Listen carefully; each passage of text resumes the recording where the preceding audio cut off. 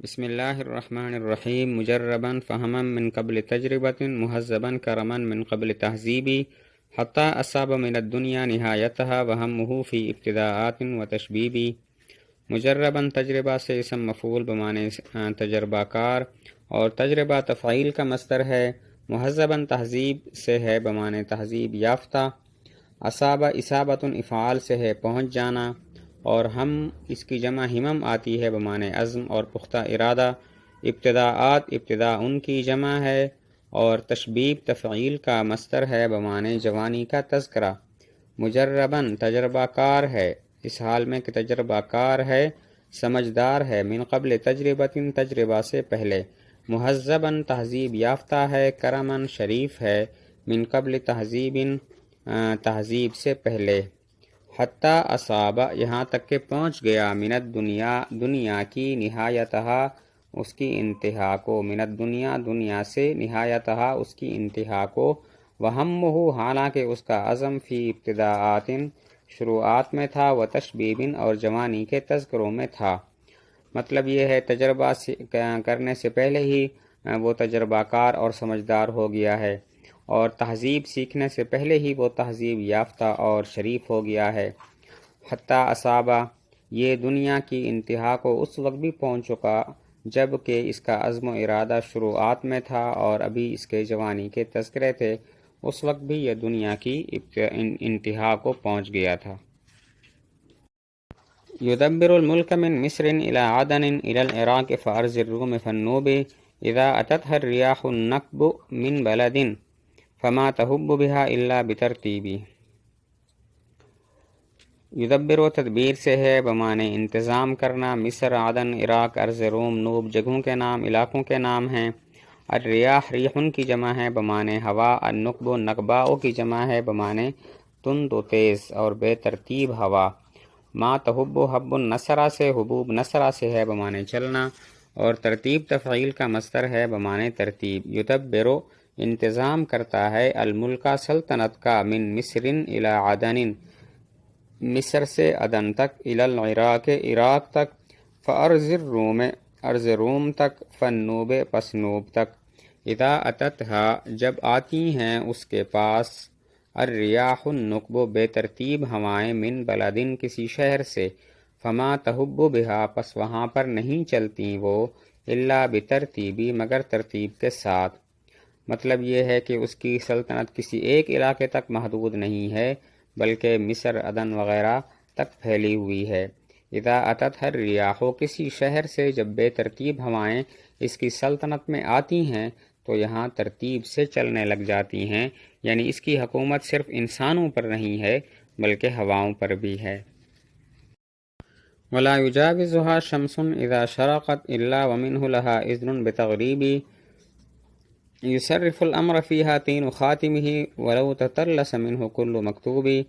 لا یجاوز مجاوزت مفاعلہ سے ہے آگے بڑھنا، شمس کی جمع شموس بمعنی سورج، شرق شرق النصرہ سے بمعنی طلوع ہونا، اذن سمع کا مصدر ہے بمعنی اجازت دینا، تغریب تفعیل کا مصدر ہے غروب ہونا، اور تین خاتم ہی خاتم کا معنی انگوٹھی، تتلسا تتلس سے ہے بمعنی مٹ جانا، اور مکتوب کتابت، نصرہ کا اسم مفعول بمعنی لکھی ہوئی چیز۔ ولا یجاوزها اور اس سے آگے نہیں بڑھتا، شمسن سورج، اذا شرقت جب طلوع ہو جائے، الا مگر، ومنہ لہا اس کی طرف سے اس سورج کو، اذن اجازت ہوتی ہے، بتغریب غروب ہونے کی، یصرف چلاتی ہے حکومت اس میں، تین خاتمی ہی اس کی انگوٹھی کی مٹی، ولو تتلسا اگرچہ مٹ گئی اس سے، کل مکتوب ہر لکھی ہوئی چیز۔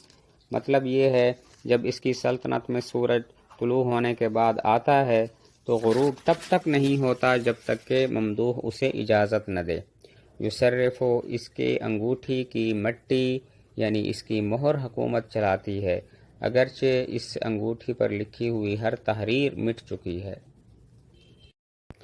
یحط کل طویل الرمح حاملہ من سرج کل طویل الباع یعبوبی۔ یحط حط النصرہ سے ہے بمعنی اتار دینا، طویل الرمح لمبے نیزے والا، اور طویل الباء بمانے لمبے ہاتھ پاؤں والا، یعبوب لمبے قد والا، یخطو اتار دیتا ہے ہر لمبے نیزے والے کو، حاملہ اس کا اٹھانے والا، من سرج کل ہر اس گھوڑے کی زین سے، طویل الباء جو لمبے ہاتھ پاؤں والا ہے، یعبوب لمبے قد والا ہے۔ مطلب یہ ہے کہ یہ انگوٹھی جس کے ہاتھ میں ہو، اس کے سامنے اگر کوئی لمبے نیزے والا آ جائے جو لمبے ہاتھ پاؤں دراز قد گھوڑے پر سوار ہو، تو یہ اس شخص سوار کو بھی اس کے گھوڑے سے اتار دیتا ہے۔ کأن کل سوال فی مسامعہ قمیص یوسف فی اجفان یعقوب۔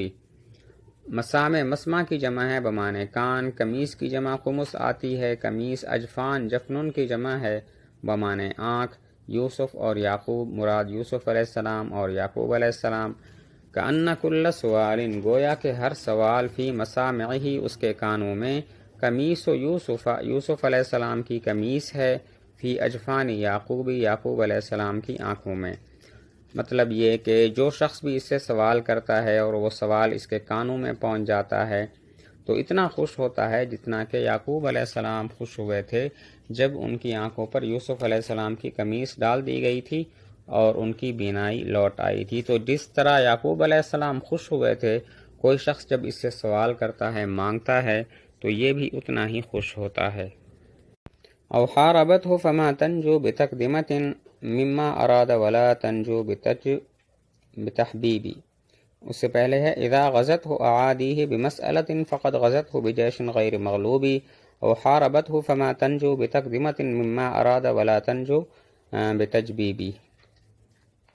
غزت غزوۃ النصر سے ہے جنگ کرنا، اعادی عدوبن کی جمع ہے دشمن، اور مغلوب غلبۃ ضربہ سے اسم مفعول بمانے شکست خوردہ، حاربت محاربہ سے جنگ کرنا، تنجو نجات نصرہ سے نجات پانا، تقدمتن تفعیل کا مصدر ہے آگے بڑھنا، اور تجبیب تفعیل کا مصدر ہے بمانے پیچھے ہٹنا اور بھاگنا۔ اذا غزت ہو جب اس سے جنگ کرتے ہیں، اعادی ہے اس کے دشمن، فقط غزت ہو پس تحقیق اس سے جنگ کرتے ہیں ایسے لشکر کے ساتھ، غیر مغلوبن جو شکست خوردہ نہیں ہوتا، او حاربت ہو یا اس سے جنگ کرتے ہیں، فما تنجو پس نجات نہیں پاتے، بتقدمتن آگے بڑھنے کے ساتھ، مما ارادہ اس چیز سے کہ جس کا اس نے ارادہ کیا، ولا تنجو اور نجات نہیں پاتے، بتجبیبن پیچھے بھاگنے کے ساتھ۔